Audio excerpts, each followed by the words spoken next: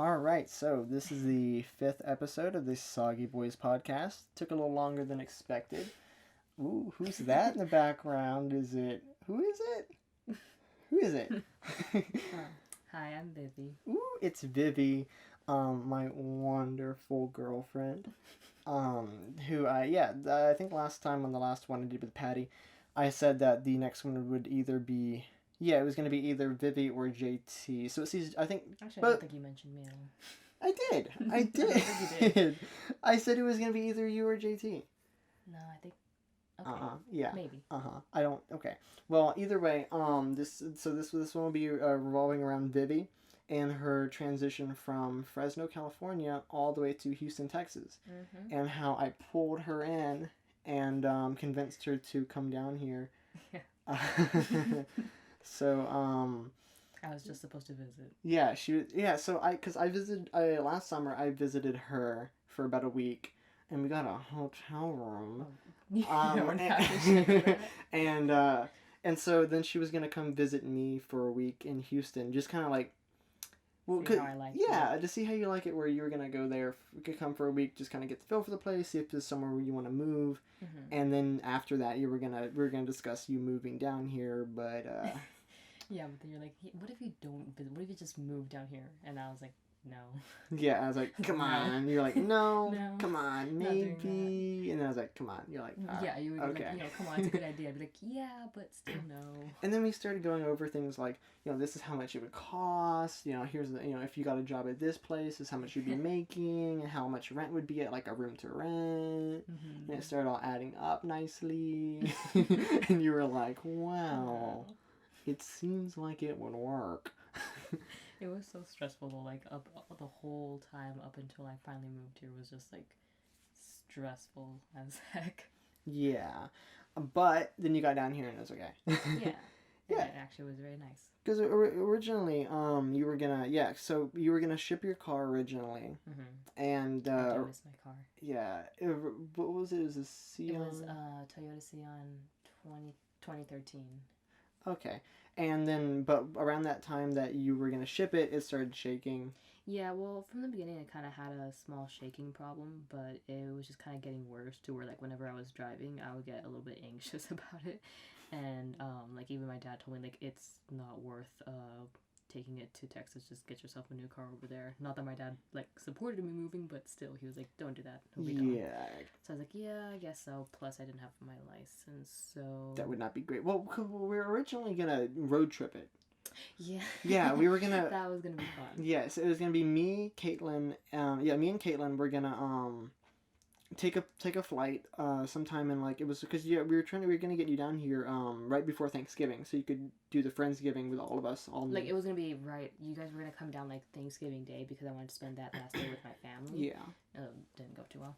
And then like literally the next day that night we were gonna start driving, and we were all gonna take turns driving in my little Toyota Scion. Yeah. And I was like, I don't know if my little Toyota can make it all the way to Texas. I already had like 188,000 It had more miles. than I thought it had more than that or something. It was like 188,000, something like that. And I was like, yeah, that's gonna put a lot more miles on it, and probably not gonna last me in Texas. Yeah, because me and Caitlin were gonna take a flight down to California day of Thanksgiving, and then we were gonna drive back and we were gonna do a few days. It's gonna be a few days over the course of a few days driving all the way. Yeah, and stopping like at like hotel or motel or whatever. Yeah, and then we were gonna make it back, and when we made it back is when we would all coordinate a Friendsgiving with all 15 other of our friends, and yeah. So I mean, you still got there on time for what we did, but originally it was gonna be a road trip, and then we were just gonna ship. Oh, then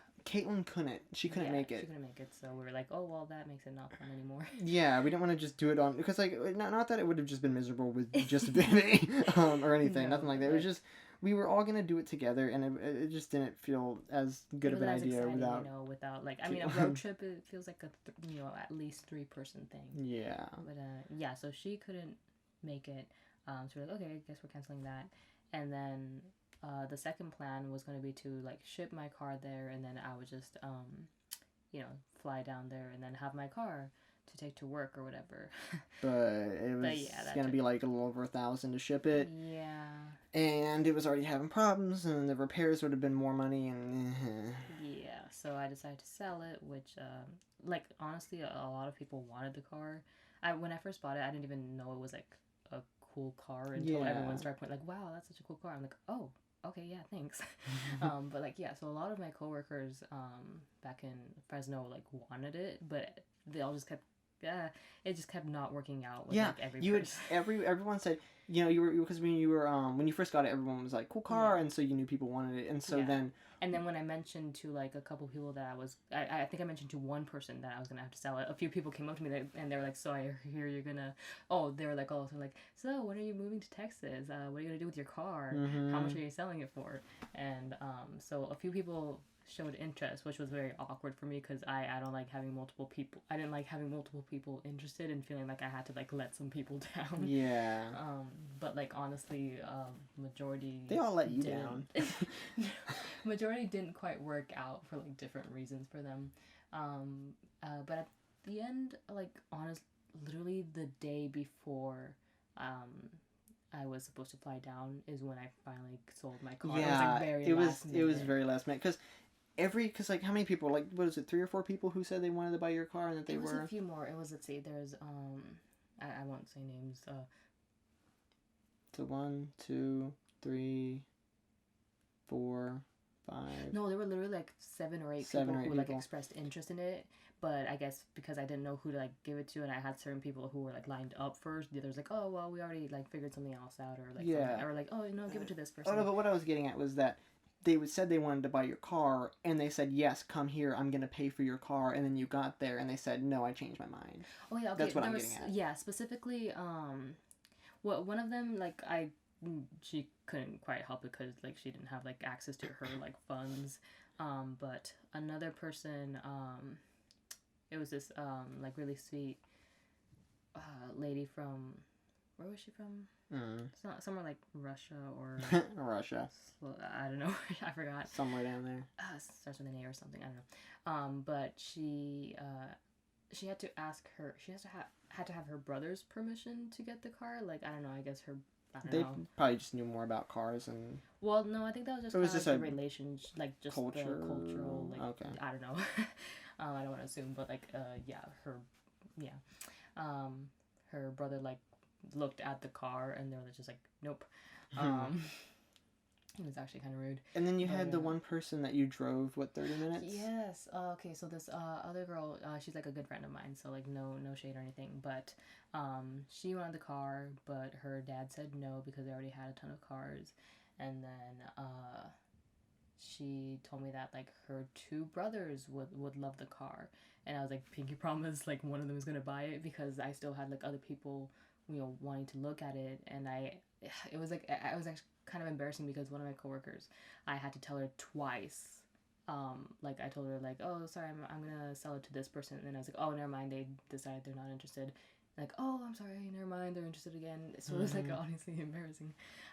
But yeah, so this person said, you know, 2 of their brothers would be interested, but then she was like, oh well actually our dad wants to look at it first, and then it was their mom who wanted to look at it, and I had to drive like 30 minutes to like the, you know, little vineyards or fields in Fresno where they lived to show the car to their dad and mom, but like their mom wasn't there, they were somewhere else. We had to drive back over there, and then the brother and his girlfriend gave it a test drive, and they decided they didn't want it after all, and like I was like completely banking on that to work out. So you just had a bunch of people saying, yeah, I'll take it, yeah, I have someone lined up for it, yeah, we'll take it, and then you get there and they're just like, no.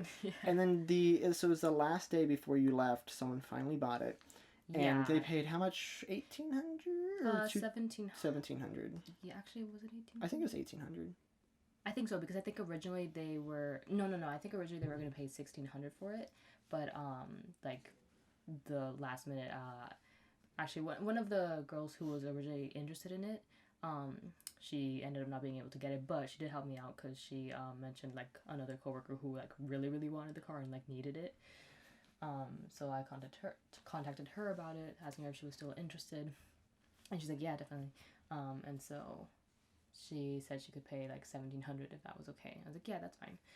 Because originally I was trying to get it for $2,000. Mm-hmm.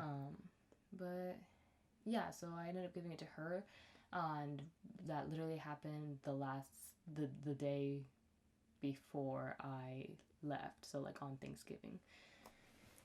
Oh, that stress. Yeah, that was stressful. Yeah. I was like, oh my god, am I like not gonna sell this car? And like I really needed to sell it. Yeah, you because needed the money. I for needed it. that money for a new car in Texas, and Yeah. just to like have some backup, you know, some savings. Yeah. Yeah. And you had already gotten your ticket. already got my and you already paid for your luggage, so like you were set to go. And the Yeah. last thing on the list was selling that car. Yeah, that was a big stress. And so you finally got it, and then you got on a plane. I did. And then you That went, and then was you crazy. flew to Texas, and then you flew to Houston. Where'd you have to stop at, or was it one way? No, there was one stop in the middle. Phoenix. Was it Phoenix? Phoenix? Nope. Oh. That was your stop. But okay, so I got. I couldn't get a ride to the airport even. Oh, That was yeah. another challenge, first of all. My mom couldn't take me because her truck was having problems. My dad said he couldn't like ask for that day off work. Another coworker had agreed to take me, but then she got a new job at Walmart and the schedule was different and stuff, so she couldn't.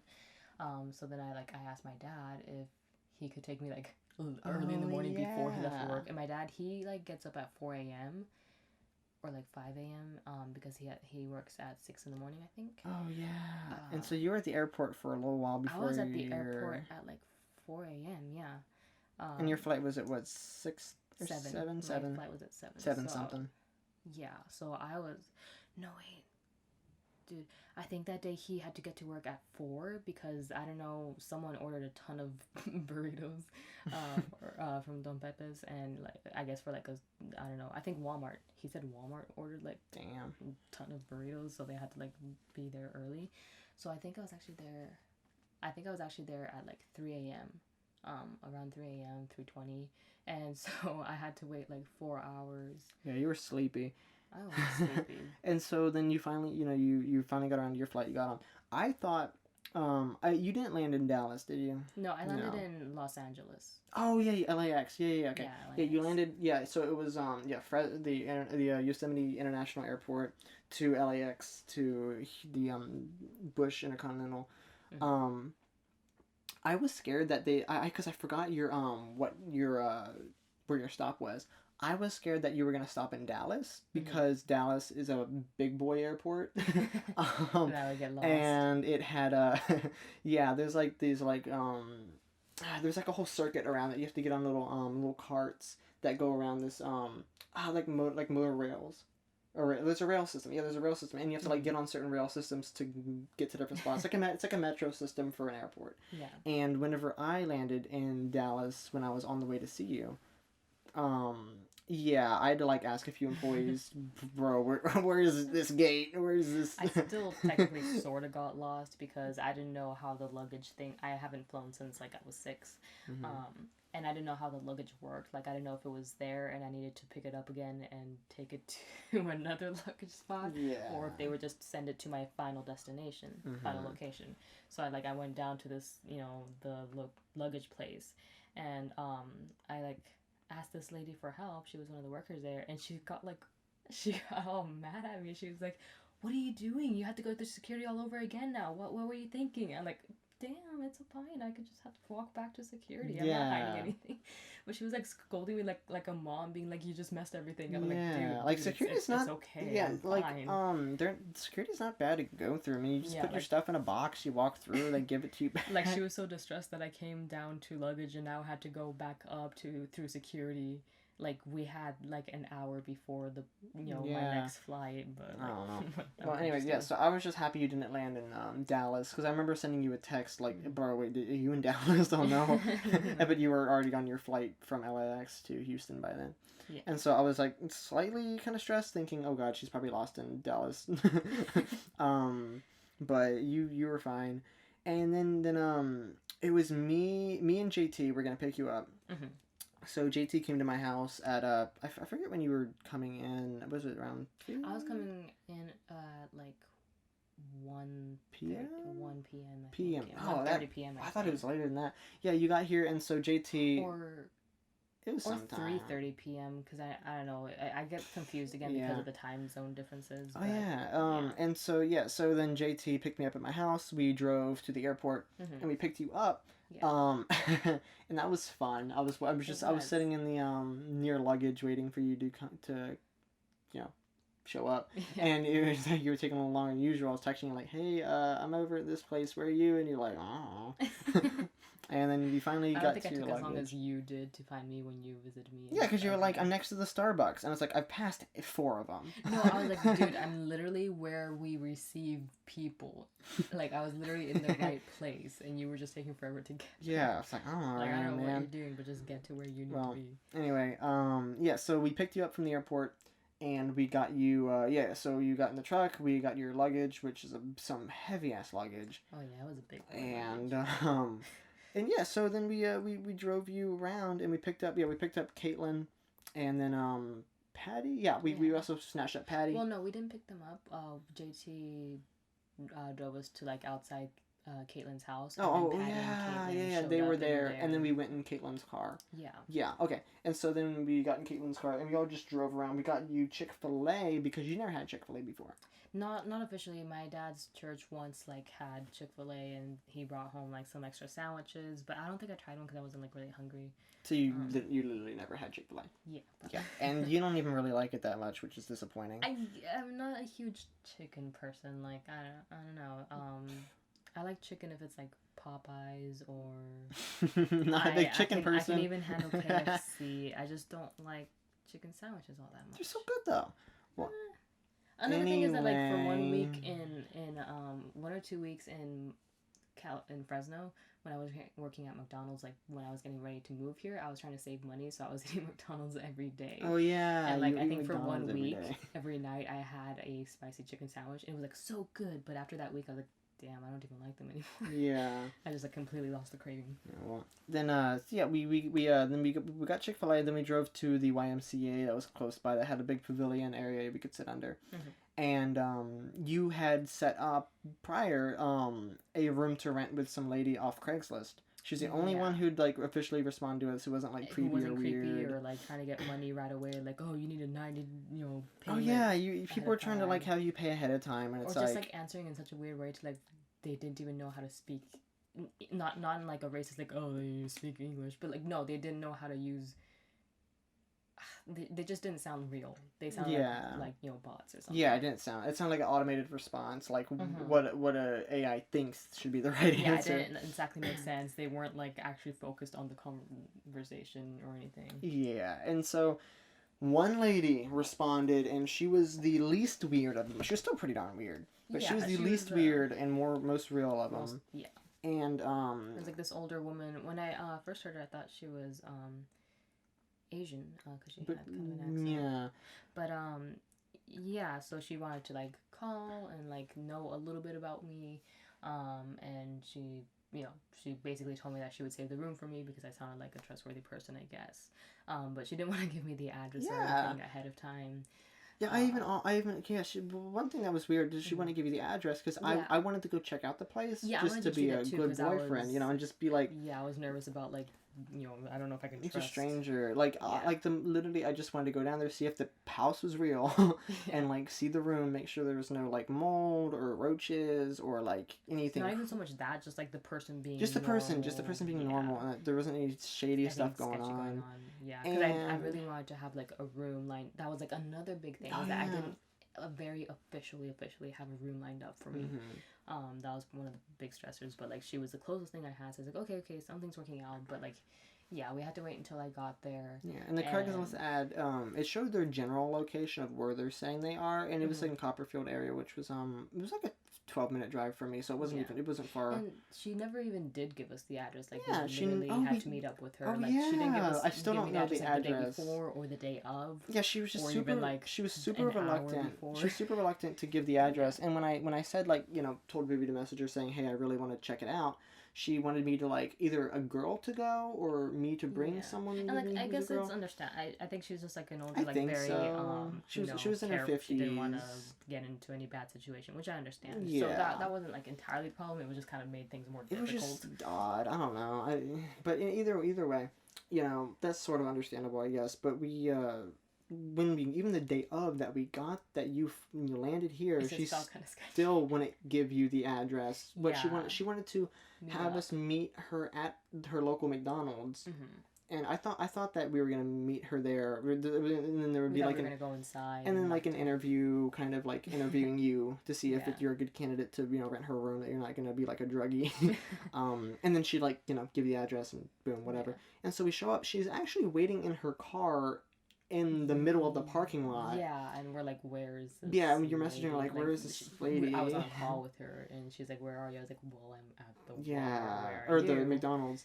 Yeah. And so then and it's also on our end it looks kind of sketchy too, because there's a group, all like, what was it? It was me, you, Patty, JT, five teens, or like young adults, all grouped together like a gang, and we're trying to ask for this older lady. So I can imagine it was like kind of not great for her. Yeah, because we weren't gonna just send you off alone. We were all gonna make sure you're good. And so she, she drove, we got in Caitlin's car and followed her to her house. And we were like, okay, if she's taking some sketchy turns, we're just going to dip, But she drove to her house. It was a nice neighborhood. It was a nice neighborhood. It was. The cell reception was awful. I was dropping signal in there. So and the nice thing is that when we got there, like, I was still kind of like nervous and worried about it all together. But like, our friends were like, hey, if it doesn't work out, you can probably stay at my place. Yeah, like I know JT said he has his condo in his family. in up in Seastat, and then also his family, and then also I think Patty said probably you could spend a night there, and Caitlin also had that spare room in her house. Yeah. And so everyone said, hey, I have a place, take temporarily. Yeah, and you were like, I guess like last resort to my house. And so, because my family's, I got to do that episode soon of just my family, and just all the dysfunction. We just all have very wacky family lives. And so that's why my house was last resort, because it's just very dysfunctional, and don't want to put Vivi through that, which currently like how is. You're saying this like in our closet. In oh yeah, we're recording this at my house in my closet because it's the only place that's quiet, and not the fan of my computer making noise. But yeah, so we got to her house, and it was kind of raining. I get out and we meet her at her front door, and I'm like, just me and it was me and you, just me and you got out, and I wasn't gonna let her not let me go in too. No, I would have been like, no, I'm not going in by myself. Yeah, so she's like, okay, fine, whatever, and she let me in. Okay, so like, just because I want to share like my first impressions of the house. Yeah, go for it. Okay, so like, it was a nice neighborhood, nice, looking house and everything. We get to the front door. It's like this dark wood, with like kind of stained glass type window in front of it, I think. She opened it, and like inside it was like kind of dimly lit, and it was just an interesting room because the first room in there is like, I don't know if it was like a sitting area or something. It was like a dining room, I think. Okay, yeah, something like a dining room. I think the walls were like a dark color. Yeah, I still have a mental image of it. Yeah, they were like a dark. I just remember the color like plum or purple. Like that's the like feeling of everything there. It was very old people. Yeah, it was very old people, but there were just like, I felt like there were a ton of flowers there, like fake flowers. And it just smelled like flowers. It just smelled like flowers, she took, but like not flowers I've smelled before. It was a very interesting, it's like she took like really cheap flower Febreze and just sprays it daily. Yeah, it just smelled kind of weird. I was like, I don't like it already. But yeah, so we both go in, and she walks us to your room, which is down towards the hallway and past the kitchen.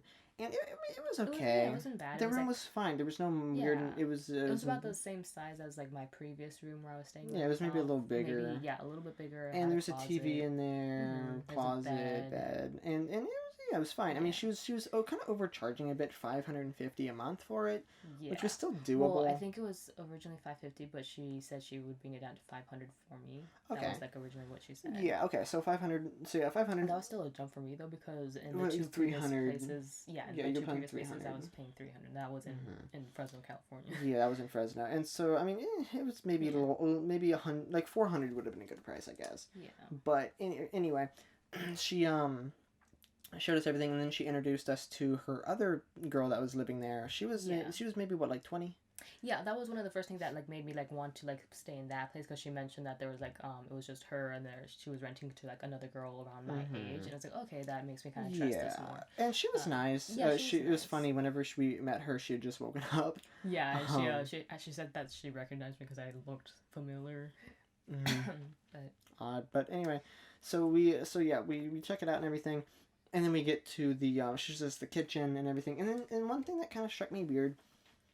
Even after meeting me and seeing that I'm fine, and that, knowing that we're in a relationship, and that, you're going to be renting this room, she said no boys allowed. Yeah, so that's when she started setting down the rules. She's like, I keep everything clean. You can use the kitchen, whatever. Just, keep things clean. Yeah, there were no, the only weird rule was the no boys. Everything was normal house stuff. Yeah. But, like, you can't have people over.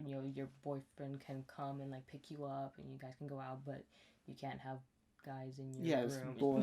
No, just literally said, we don't have guys here. Yeah, just in general, not in your room, just in general, we don't have guys here. And I was like, oh, well, that's kind of that's the whole reason I came down here to be with my boyfriend. Like, the most we would do is just hang out in your room. We wouldn't even make noise. And like, it was just, it almost felt childish. Kind of like a Christian mom, or just you can't have boys in your room. Yeah, just kind of like where it's like, we're adults here. You're not our mom. Yeah. It's like, I understand it's your house, but like we're paying. Vivi's gonna be paying you to stay here. Right. And it's not like she's just freeloading. And she said the most I could do was, like, if we were gonna go take a trip or something, is walk some of your bags out. Like that is the extent come in of for a second, me. help me with my stuff, but like you can't stay in. Yeah, I had to be in and out. Yeah, we couldn't hang out in in the house. room in the house. Yeah. So and that was like the first. That was me. I was just like, I don't know, Vivi. And then we got to talking money, because she just wanted to reaffirm that 500. Yeah. And so she said, I think it was she said the 5th was when, like, the pay payment, period. Yeah. Every day on the 5th, just to keep it consistent with everyone. Yeah. Was when the 500 was due. And I came in on the 27th. 7th. When was Thanksgiving? I don't know. I think Thanksgiving was the 20th. I don't know. There was a few more days up until the next pay period.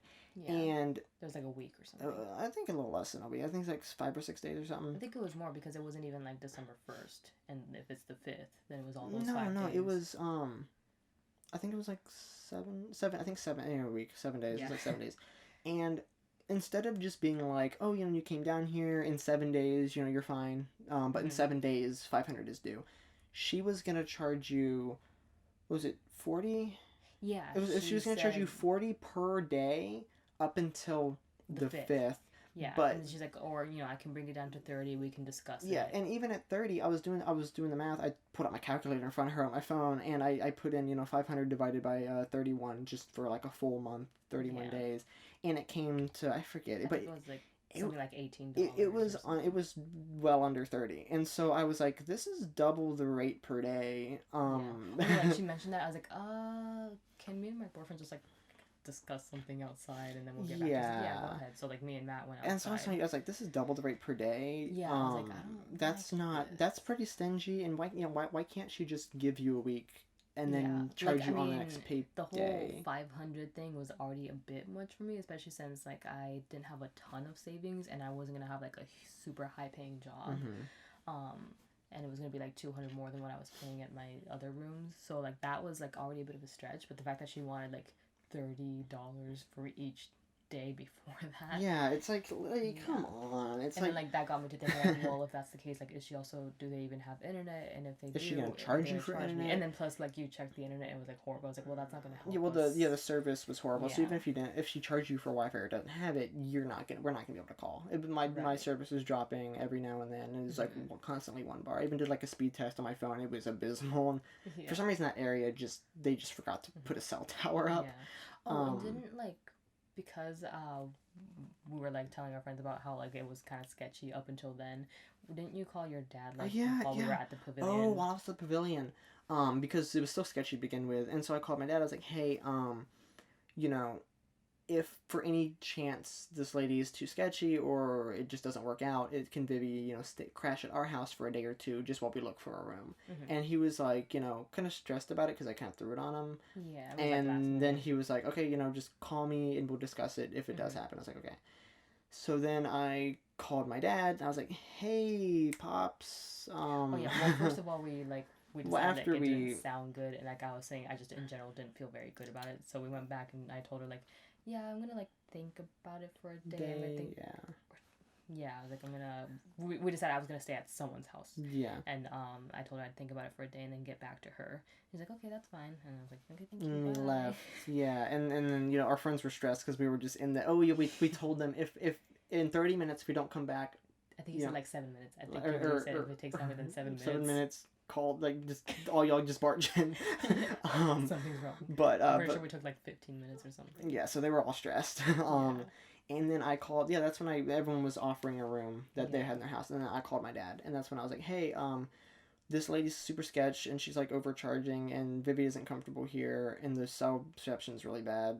Like my call's barely going through to my dad, and I'm like, hey, can she sleep on our couch for like a few days while we look for a room? And he's like, okay. And so he called my mom and because she was at home and had her, clean up her house and stuff. And so you had a place to stay for a few days. Yeah. And so then you came down and it was like that was completely sprung on your family. Yeah, so your it mom was like all stressed, like cleaning everything, and your sister had to clean up the bathroom. And your brother didn't even know before this. He literally just came out and you were here. He's like, who's this? I remember I heard him like with a friend later. He's like, yeah, apparently Matt has a girlfriend. And she's staying with us. But yeah, so it was originally you're just gonna stay here a few days, and then we were just still trying to get you situated, and you were trying to you were gonna work at McDonald's, but then you got a job offer at Walmart. Yeah, which is much better. So yeah, we're just trying to situate you in. You didn't have a car yet. We're still looking into that. So then my dad was like, you know what? If you need to be here for a little while, that's fine. There's no set date. We're not kicking you out. Yeah, it was nice because originally I felt like, okay, I have to find a place, but like that was stressful because there weren't that many places that were like trustworthy or like not expensive. But I feel like your dad slowly went from like, yeah, if you need to stay here like a few days, get your bearings, find a place, that's fine, to where like I think they were getting a feel for like whether or not they liked me. Yeah, and, it was like it was your trial period. Yeah, they were like all pretty nice, and I remember I made some mashed potatoes for Friendsgiving, and your dad had some. And he liked it. Your mom, yeah, I made some food for everyone, and they're like, okay, you made rice can stay too. Here. You made rice. And they're like, okay, you can stay here. Yeah, they liked your food, and they're like, you can stay. Yeah, you can stay as long as you cook. Yeah. But yeah, so now you're living. Yeah, you're living with me currently. Permanently until further notice of your like not of my parents, but like sleeping on the couch. Yeah, you are sleeping on the couch still, but you don't you can. My dad was like, stay here as long as you want. My mom was fine with it too. Yeah, and like now they're like looking for a place that has a new house for me too, that'll have another bedroom for you, and so they kind of adopted you, which they say. That's the joke. But yeah, so now that was your transition here, of just from Fresno and like when I visited you up until you decided to move here, the journey moving here, the sketchy lady, and then settling down in my house. Yeah. And now, it's just daily routine. You live here. You're part of the family, kind of. But so now, nice. I think you said you had like a list compiled of things that you notice here, just kind of stuff that's different from Fresno. Yeah, I can probably get through like a few of them. Go through all of them. Yeah. So, first of all, I guess I know one thing that like I really like about Texas. First of all, is just like the scenery and views in general. I remember when I first got on my plane in Fresno and like we lifted up, and I had a window seat, so I was looking out, and I remember just thinking how like odd it was that like as we like got higher up, I could see Fresno like getting smaller and smaller, and like it was just like this little city, and around it was just like little hills of dirt and dirt. Yeah, it was like mostly around it was just like dirt for like a stretch. And as we got closer to Houston, I saw like a lot more green. I saw more like forests and stuff. And like if anyone knows me, they know like I love trees. She and loves green trees. and stuff in general. And I was like, oh, this is so cool. Like I love your park. It just looks so scenic. Like without even trying. Yeah. Yeah. When the second plane started like landing in Houston. First of all, the clouds are beautiful, and just the scenery was just so nice. That's the one thing I really like about Texas is the trees everywhere.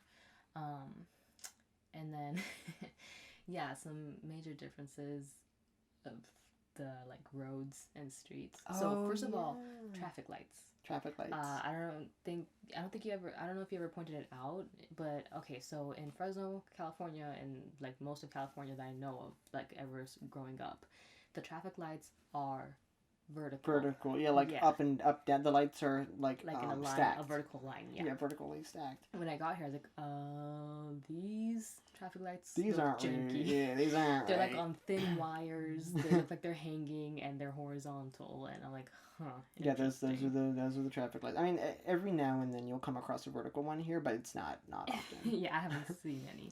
Like, and then as well as that, like I think you guys like make a lot more use of your like yield lights, like the blinking yellow lights. I hardly see yellow lights in Fresno.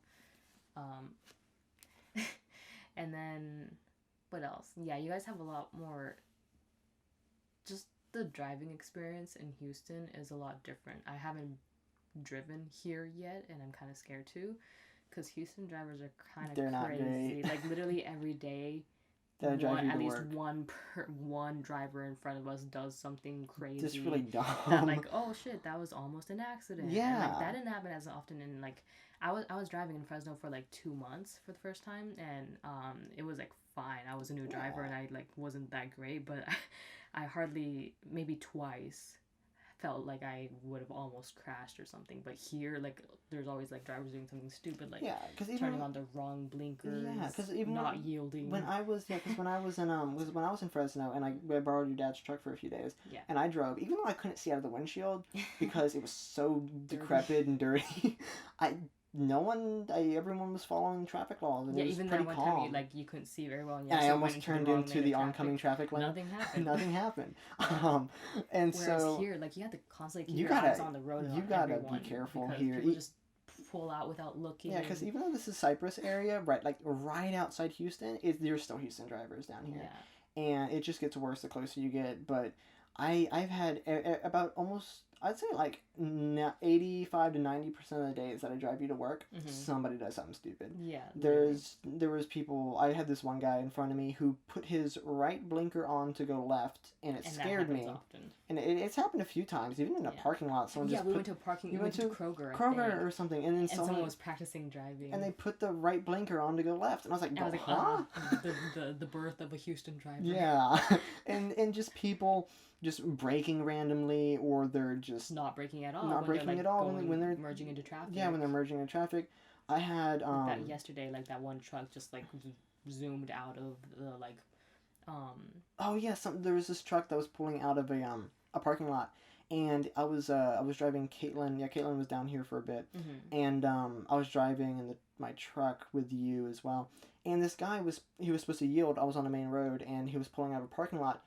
Didn't even look. Caitlin saw he didn't look at all. He just pulled out in front of us, and I wasn't going fast enough to have hit him. There's a no way I would have hit him. But if I were going the speed limit, because I just turned from an intersection, 100% would have hit him. Because he didn't check at all. He just pulled out in front of me. He pulled a Miss Banyo. Yeah, they know about Miss Banyo. He pulled a Miss Banyo. From the third episode I did, or no, the fourth one I did with Patty. Like even after you honked at him, he literally didn't even turn around. He was just like... Yeah, I laid on my horn on him just for being an idiot. I mean, I wasn't in danger at all, but dude... Still, that was, like, not cool. And I had this one guy, when I was driving home... I was driving home from dropping you off at work. On the feeder road, but you can talk about feeder roads in a minute. And this guy, I was in the middle lane, and he was in the left lane. And he decides to merge into the middle lane in front of me, like, pretty much cutting me off, and then also braking. And there was nothing ahead of him. And so I had to honk, I had to land my horn on him and hit my brakes hard, or I would have rear-ended him. Like, the hell are you doing, man? there's just idiot drivers. You gotta be super careful. That happened when I was driving with your mom and sister. I think we were going to the mall, and we were like about to merge from the feeder onto the highway. Mm-hmm. And like right before we got there, this car just zoomed right in front of us onto the highway, cutting off. And like I felt like the car shook. It was like it from the passed wind, so close to us. Yeah, and we're like, the fuck.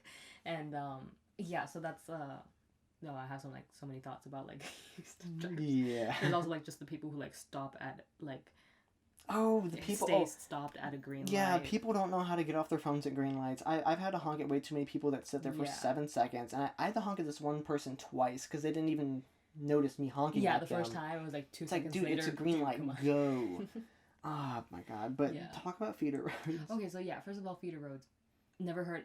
Don't have them in Fresno. Don't have them in California, as far as I know. I'm sure they're actually they're probably somewhere in California, but not where I've lived. In Fresno, we do not have feeder roads. You just get on the highway. You just get on the highway. You just have your like regular roads, and then you just merge onto the highway. Whenever you were talking about like feeder roads, I literally thought you were talking about a road called Feeder Road. I was like, feeder road. Like, no, I wonder where that is. And then, yeah, so that's new to me. Kind of interesting though. Another difference is that in Houston, the highways are on your left side. No, You have to merge left. Yeah, you have to merge, you into merge. the left lane. Yeah. To get onto the freeway. Mm-hmm, you merge left. Yeah, in Fresno and most of California, as far as I know, you have to merge into the right lane to get onto the highway. So, like, the highways are on opposite sides, which I found, like, interesting. It's weird, yeah. Yeah. Actually, I just remembered, like, when JT picked me, when you and JT picked us up, and like we were on the highway, he's like, "Oh, there's my lane," and he cut across like 4 lanes for his exit. Yeah. Yeah, but at least there wasn't like it was. No one was on the road, and it was kind of rainy, so no one was there. And it was worse that it was raining him doing that. But yeah, he just like, "Oh, there's my exit," and cut across 4 lanes like real fast. It's like, whoa. Yeah. Another big difference about Houston drivers is I've noticed. And been told that like the speed limit is really just a suggestion, not a rule. Oh yeah, there's no real speed limit here, and just a Texas engine, or even just mainly probably Houston. There's no real speed. Yeah, because like I know in Fresno and California, or as far as I've known, we generally stick to the speed limit. Maybe we go like, you can go like I would go a little bit under because I was a new driver and I didn't, but most people stick to it or go like maybe 5 miles above it. Like, that's about it. Like, that's speeding, Yeah. If you go 10 miles above it, I think that's, like, you get pulled over. Yeah, I think 5 miles above is just fine. That's pretty normal. Here in Houston, tell them about, like, the highway speeds and the feeder road speeds. So, okay. So, highway, we're the 290 highway that I'm literally right, that my neighborhood's land value is crazy good because the highway, an entrance to the 290 highway is right outside the neighborhood. Mm-hmm. We don't have any noise from it though. It's like isolated pretty well.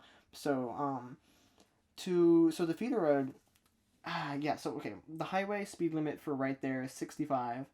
I think you can probably go 70 and you're fine. I know that sometimes the cops will get onto you if you're going a bit fast on the highway, but the feeder road, it's everyone, dude, feeder road, you can there's no real rules as long as you're going slower than the highway. Cops do not care how fast you're going on the feeder road. Like if the highway is going like 75, which people just speed on the highway anyway. Mm-hmm.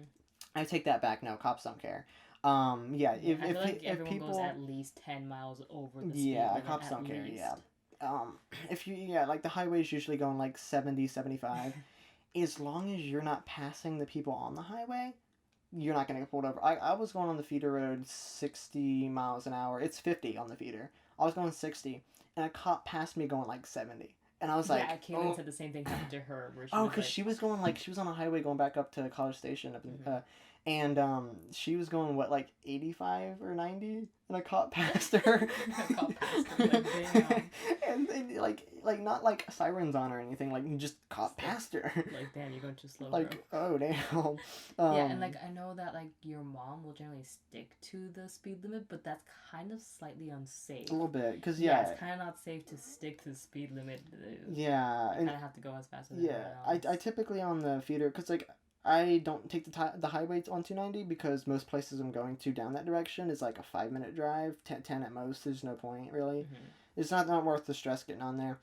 And so, I'm typically going 60. I've gone 70 on the feeder road because I was almost late for work one day. I still had cars like coming up close to me or like going my speed limit. Because as long as there's like at least two people going that speed, cops won't stop anybody. Because like, what are they gonna pull us all over?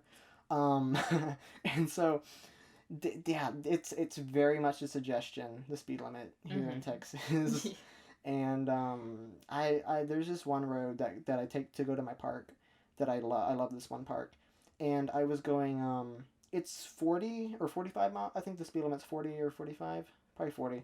Most people just go 60. That's like that's the golden rule. Speed limit there is 60. A cop passed me. He's probably going 70. Nobody has a speed limit here. Yeah. Oh, I think it's funny because like Caitlin told me that like one time her and her dad went to California actually, and he was like speeding, and like a cop like stopped him and like really chewed him out about it, like how unsafe it was. Yeah. And like that's like the difference between traffic here and in California, and then just in general, like I don't know, y'all's traffic lights look janky. They are. You have janky. like ones that are broken. You have those like that one street where like it's just the yellow ones constantly blinking. Yeah, and no that light, that one yellow light has been there. That's blinking yellow for as long as I can remember. Yeah, it's just been broken. It's not even a yield. It's just there's no road that turns like right onto it. It's like, it's in the middle. Turn anywhere. It's kind of weird. It's just a road. I mean, technically that road down Copperfield is Highway 6. It's technically a highway, kind of, and there's just a random yellow light in the middle of it. It's And then you have like your ones that like stay red for the longest time to the point where like some of them are just like kind of broken, right? Yeah, sometimes there's this one light that's pretty bad with it, but I recently when I was going up to college, to my one in-person class this semester, this one light was just red for like 7 minutes. I was almost late. It was just red, and so then we started just running the light because it was cycling, so it was technically our turn because no other cars were going. Theirs were red. Ours was supposed to be green. The cars around you were doing that. So we just ran the light, and then the light ahead of it was the same thing, so we ran that one too.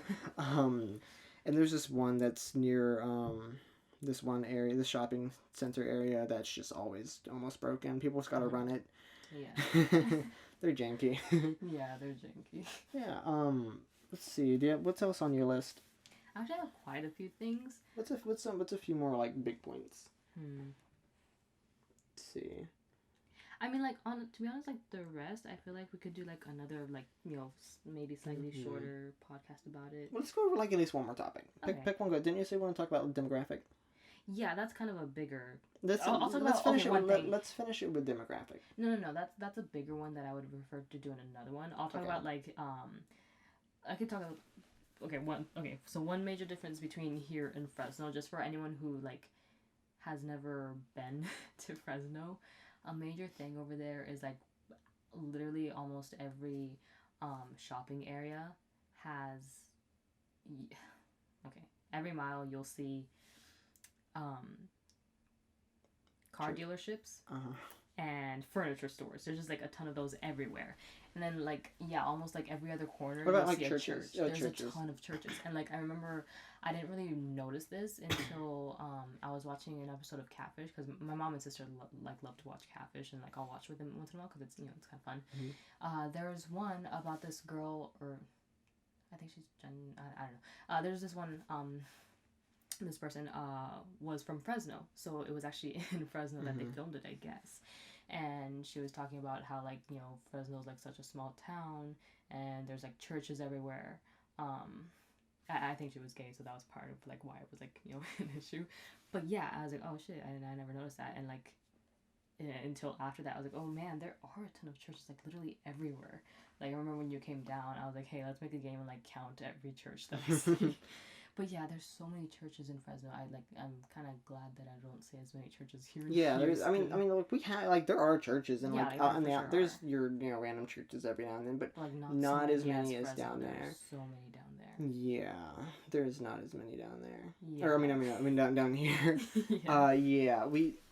There's just a lot of and especially in my area, there's just a lot of everything is really set up into shopping centers or like it's a large building separated into little blocks that you can companies rent out for their stores and stuff. I felt like in Fresno everything was more individual. Yeah. Like, there was a whole building dedicated to like a Kohl's. And a parking lot, and then that was it for that section. And then like you'll have Kohl's and maybe some other department stores, but you're not gonna have like Kohl's with Walmart with like a gas station. Oh yeah, and then like here, especially down the like Farm to Market Road, that's just a really nice shopping area. There's a Kohl's, which is the biggest store on that little kind of block. Yeah. And then next to it is a Kroger, and then there's a PetSmart, Panera, and then there's a Halloween store that also is like a spice shop. That it's you probably don't know anything about it, but it switches every now and then.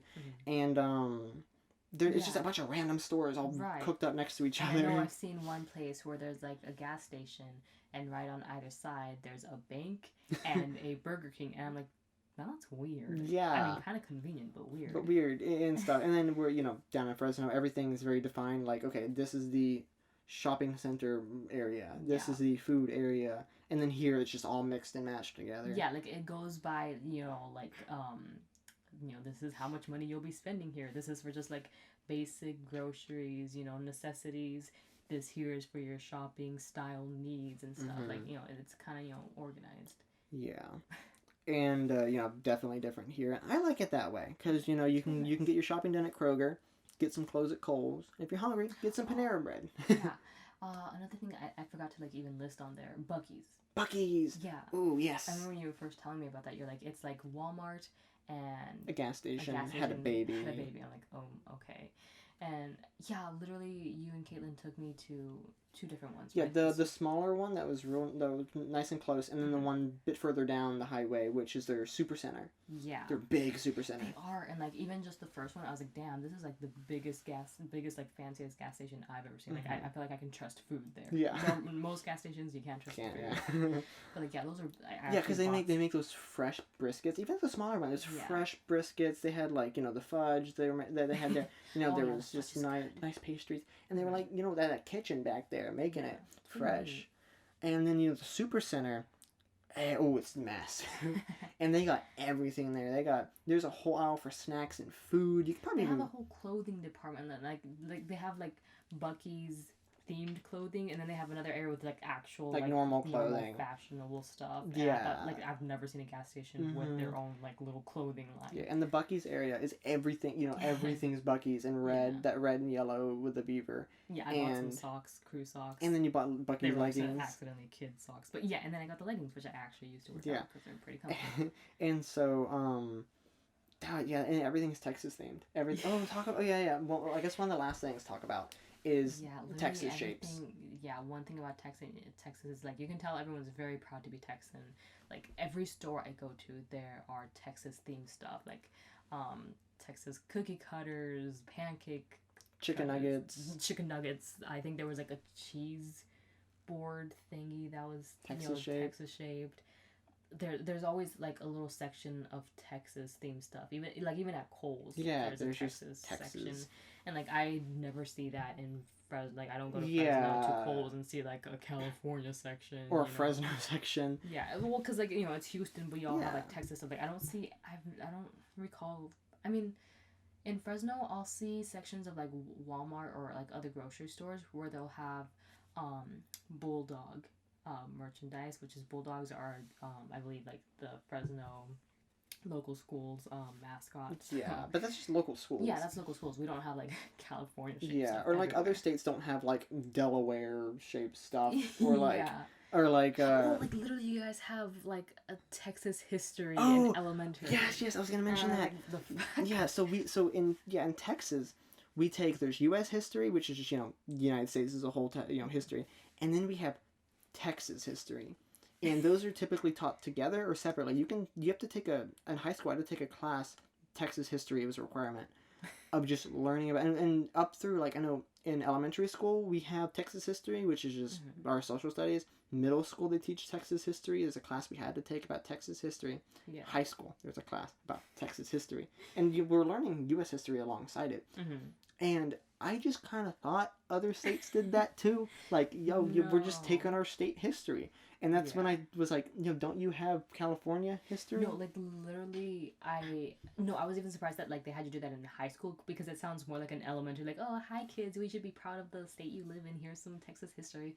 But like, No, y'all did that in high school as a required thing. Yeah. I don't remember doing that. We definitely didn't have that in high school, and I don't even remember it in elementary. I feel like if anything, maybe like one small section of our like regular U.S. history, focused on California a little bit, but like definitely not a whole class dedicated. Yeah, to there's California even history. college courses I can take through my college of Texas history. Yeah, I think they do offer that too. They even offer like Hispanic or Latino history, well, which I think my brother did. Yeah. But yeah, literally, there's no.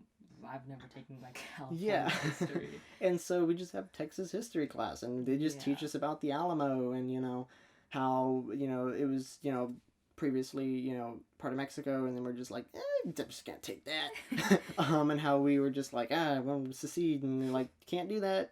Yeah, so like Texans are like very, or like just the whole state is very patriotic. Yeah, like, there's a chunk of people who just want to secede and have just become our own country. Yeah, like not only like Texas themed stuff. I'll also see a lot of, because we're in the Lone Star area, I guess.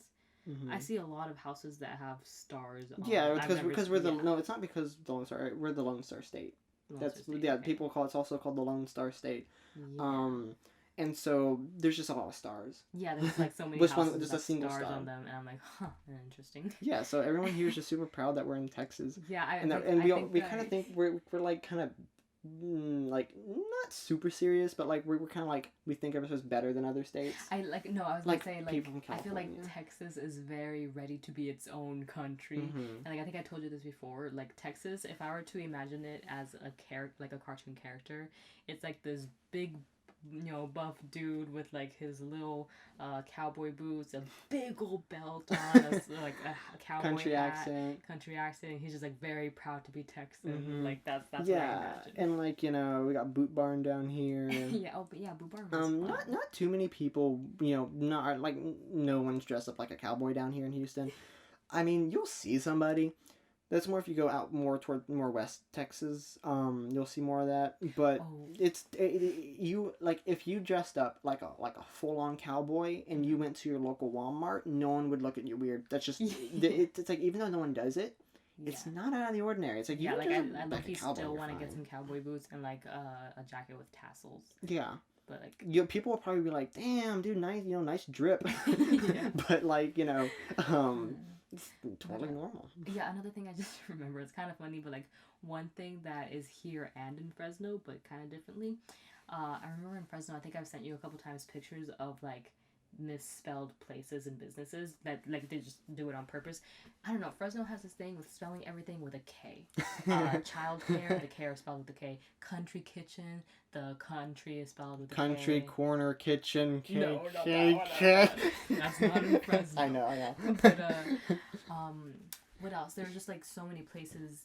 Quick Mart or something like that spelled with a K. There's so many places in Fresno where like they just don't want to use a Q or a C and they just use a K. But it's funny because literally yesterday I saw we passed by a place here. I forgot what it was called, but it had something to do with Quick Care or something. Something like that, but there were literally 3 Ks.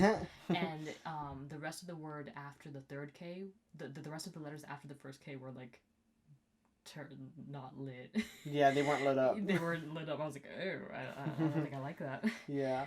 So that's one like. Oh, and there's one thing too.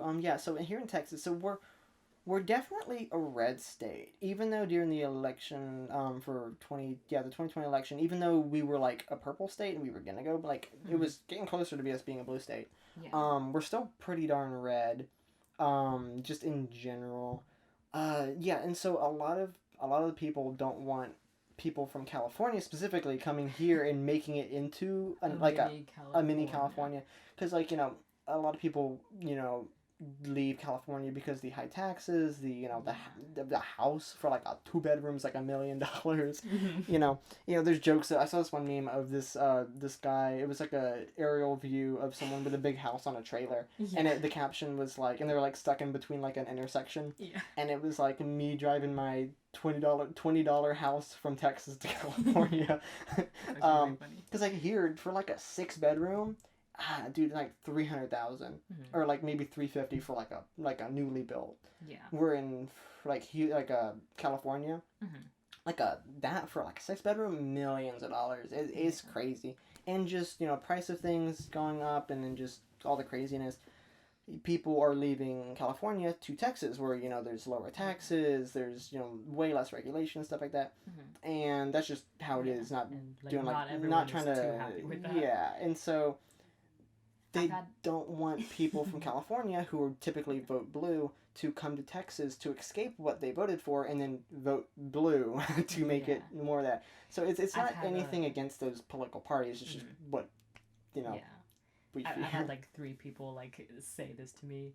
So yeah, that's another thing like I had written down is, so the first person to bring this up was, I remember, and I'll talk more about this later, but I remember we went to your dad's side of the family there, like the Christmas party, yeah. And at the end, it was just like, your family and your aunt and uncle whose house we were at. And I remember your aunt asking, they were like asking me a little bit about myself, and I remember she asked me like what political party I was, and your dad was like, "You are horrible.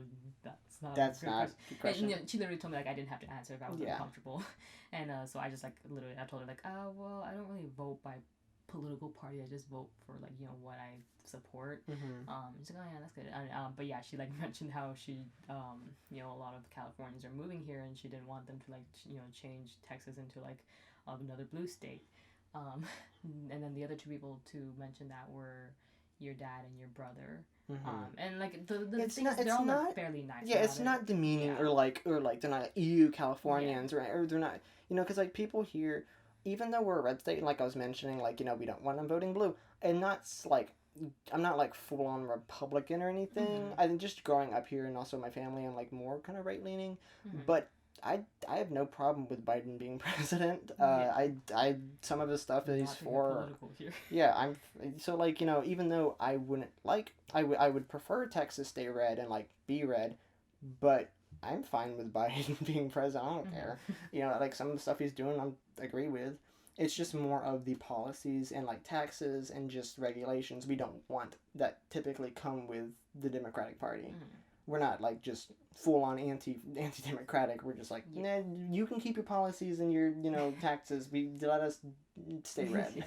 But yeah, that was like definitely one thing, and like at least one thing I appreciate though is like everyone who's like mentioned that, I think they are low-key trying to like figure out what political party I am, if I'm gonna be like part of that, like one of those extreme what do you call it? Oh, the crazy, the Antifa. Like, Antifa or something like that, where I'm like just very extremely passionate about like social justice issues. Everyone's just pretty nice about it anyway. Yeah, like when your brother was talking about it, he was like, he'll like sometimes ask me my opinion on stuff, and like he'll just be very like respectful about it, and be like, yeah, people have different opinions. This is what I think, and I'm like, yeah, that's a good way to discuss it.